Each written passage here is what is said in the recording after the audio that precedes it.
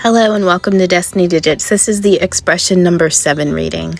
All right, let's get into it. So the two cards at the top, the white cards are from my handmade deck. They're both written in blue, and my blue pen is for African proverbs.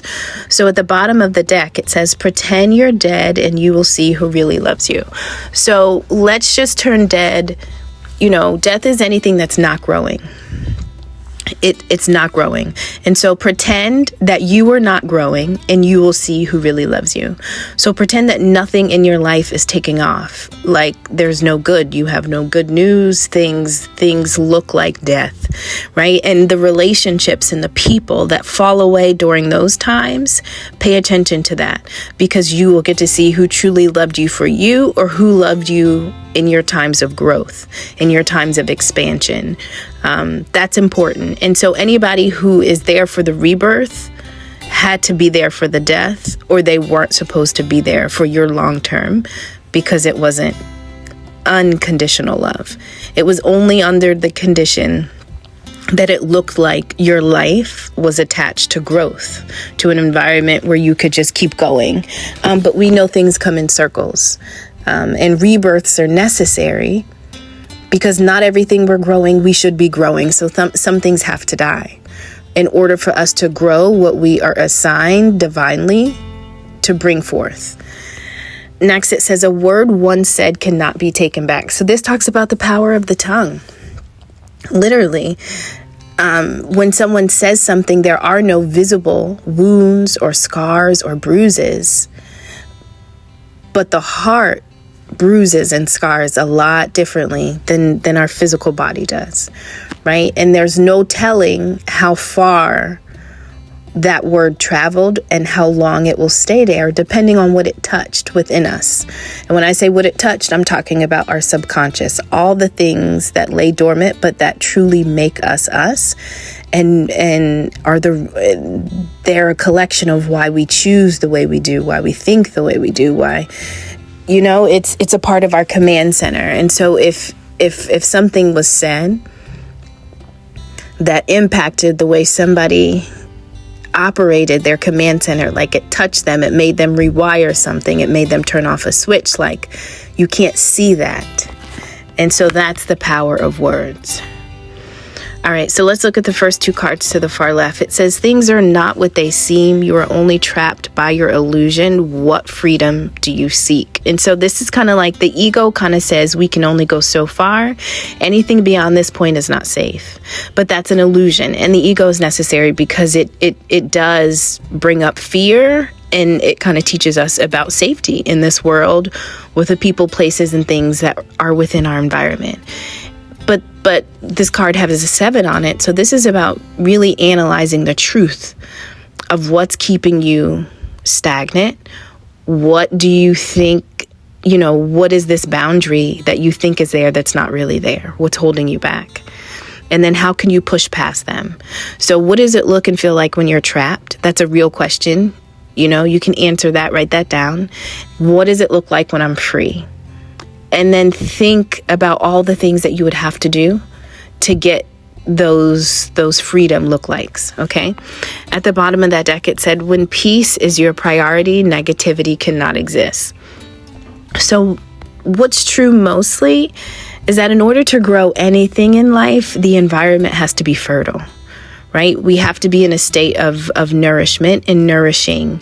And so when we're talking about growing self, growing your life and what you're seeing, you have to be in prime condition, right?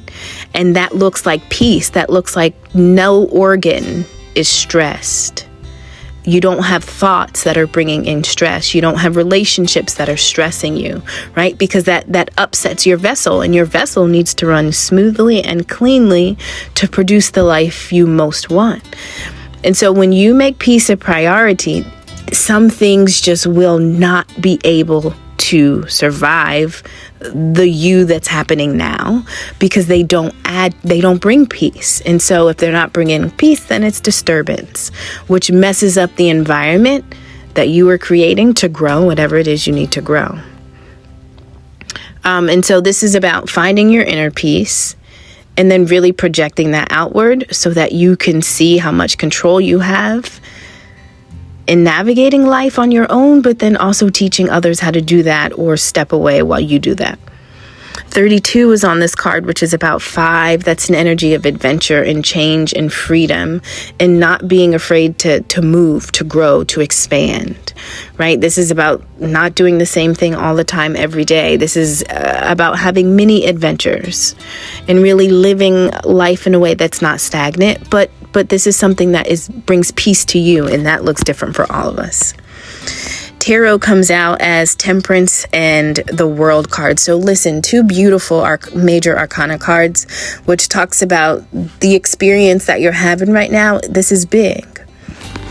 This was supposed to happen. These are divine. These are not everyday things that you're kind of overcoming and moving through. This is a significant shift. Temperance talks about you being able to be in harmony with your life. Listen, no matter what life looks like, where is the peace located? Where have you found peace in the last 4 hours of your day? Right? Temperance. And it starts with small moments. It doesn't have to, it just starts small.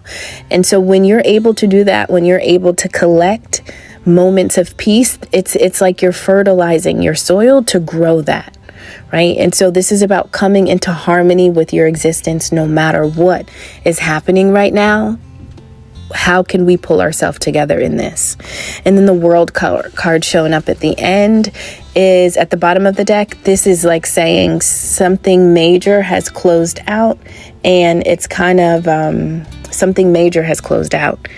And this cycle ending means that even though there could have been hardships behind us, we've closed out something, we've completed something, again, a sign of something new. And so that death, that rebirth, that was so necessary, because you kind of had to go through it to get to the next thing, the next phase.